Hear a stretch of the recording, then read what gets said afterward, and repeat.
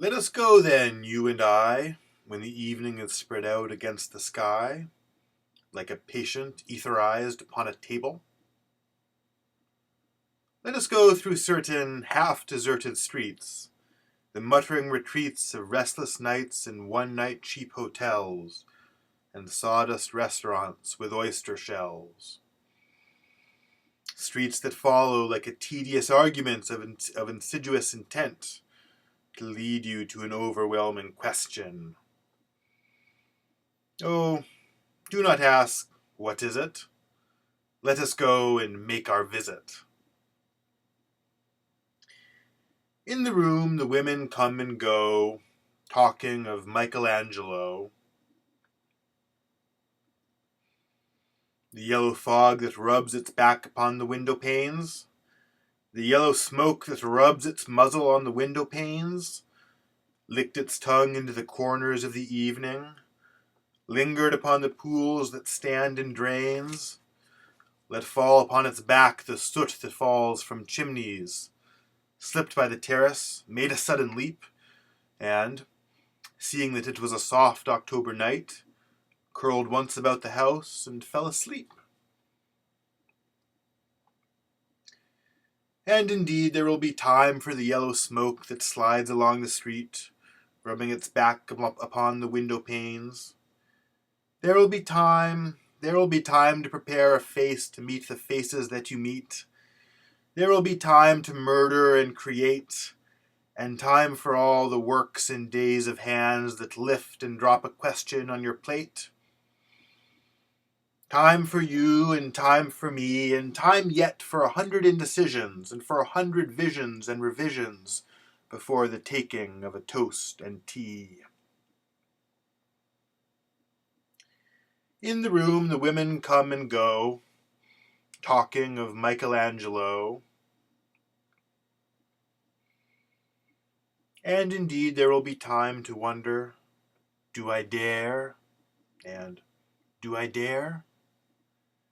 Time to turn back and descend the stair with a bald spot in the middle of my hair. They will say, how his hair is growing thin. My morning coat, my collar mounting firmly to the chin, my necktie rich and modest, but asserted by a simple pin.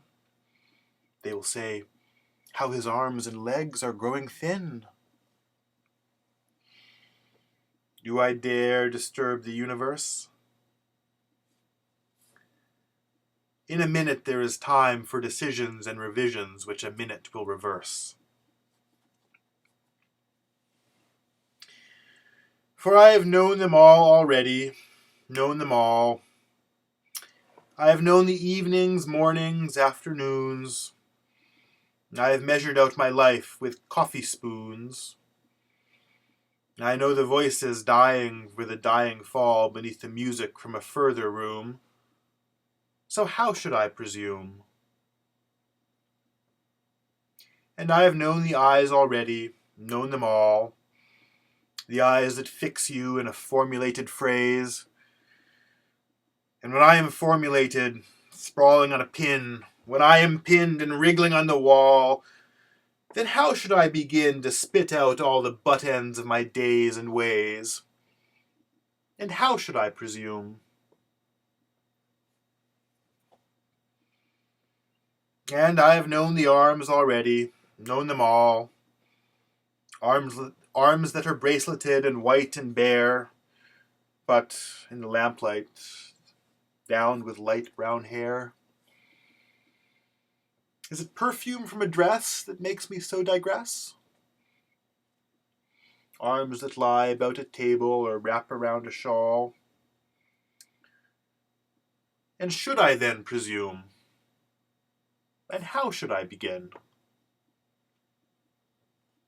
Shall I say, I have gone at dusk through narrow streets and watched the smoke that rises from the pipes of lonely men in shirt sleeves leaning out of windows?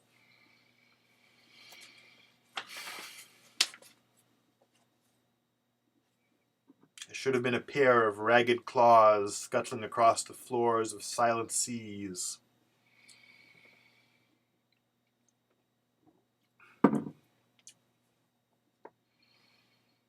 And the afternoon, the evening, sleeps so peacefully,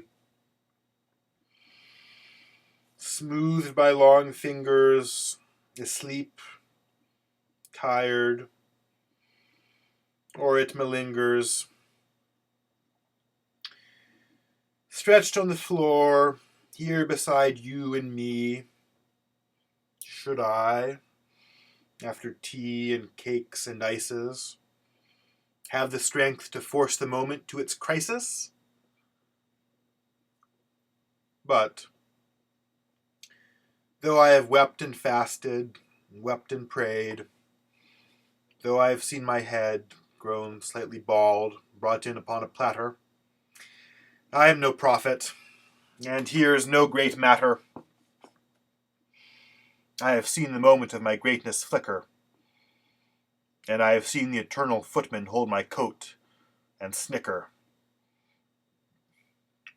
And in short, I was afraid. And would it have been worth it, after all? After the cups, the marmalade, the tea, among the porcelain, among some talk of you and me, would it have been worthwhile to have bitten off the matter with a smile, to have squeezed the universe into a ball, to roll it towards some overwhelming question, to say, I am Lazarus, come from the dead, come back to tell you all, I shall tell you all. If one, settling a pillow by her head, should say, that is not what I meant at all. That is not it at all.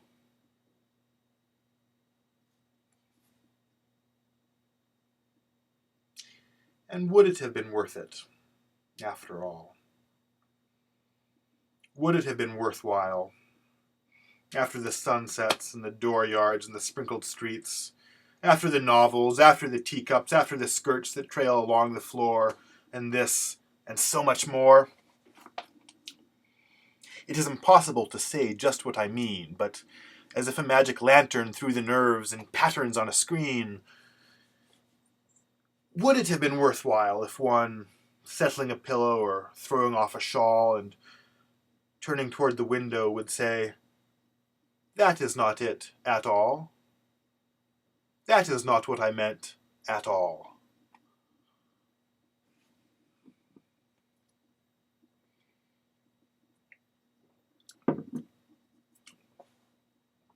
No.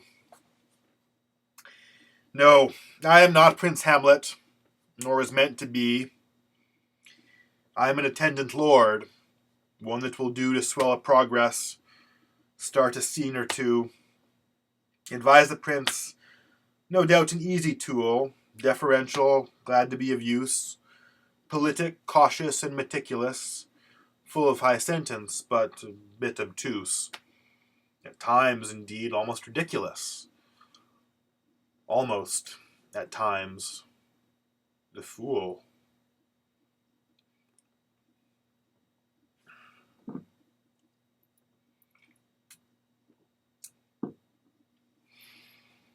I grow old. I grow old. I shall wear the bottoms of my trousers rolled. Shall I part my hair behind? Do I dare to eat a peach? I shall wear white flannel trousers and walk upon the beach. I have heard the mermaids singing, each to each. I do not think they will sing to me.